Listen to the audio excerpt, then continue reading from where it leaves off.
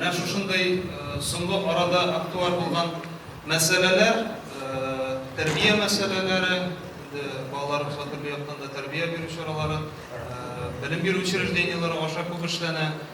Ләкин менә шушы кеше ул үзе благотворительный фонд, хәйрия фонды оештырып, шушы эшкә тотына ничәдер ел элек һәм инде бүгенге көндә аларның балаларга реабилитация эшләре, үзәкләре эшләп, инде менә шушы районнарга чыгып, шушылай итү йөри башладылар алар үзләре командасы белән.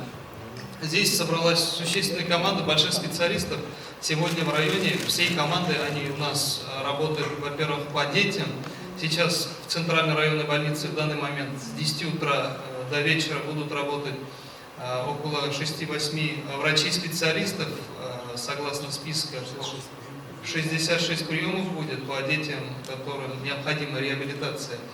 После консультации они будут направлены в те или иные реабилитационные центры. Также здесь будет у нас 3 мероприятия. Будет Совет отцов, Республиканский совет отцов, не сказал. Наш почетный гость сегодня, который с нами, он возглавляет Республиканский совет отцов.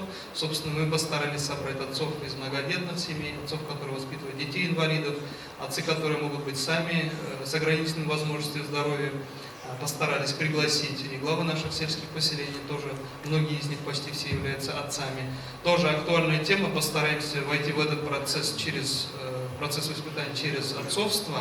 Вот. И это начальные наши встречи, я надеюсь, какие-то проекты в дальнейшем с нашим районом, они будут происходить. Но также у нас 2 категории еще мы собрали, согласно, значит, их рекомендаций, матерей, которые, значит, воспитывать детей с ограниченными возможностями здоровья.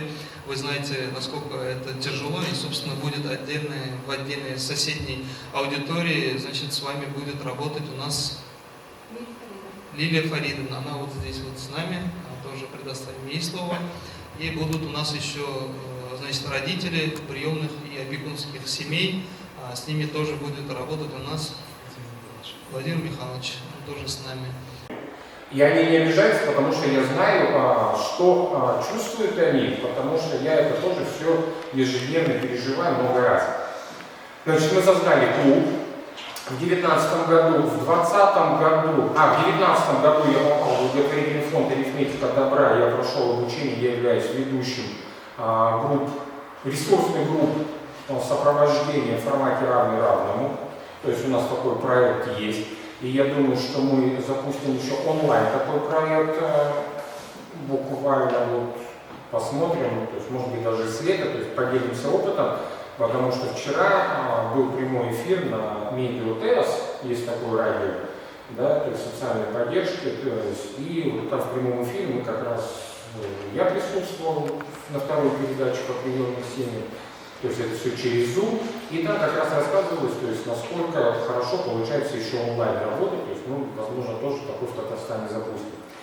Вот, значит, отвлекся я, да, то есть прошел обучение, мы создали группу, в 2020 году мы вошли в фонд президентских граждан по крупному развитию, да, то есть и арифметика добра, и с этого года я являюсь специалистом благотворительного фонда «Арифметика добра», да, то есть по региональному развитию клубов в нашем регионе Республики Татарстан.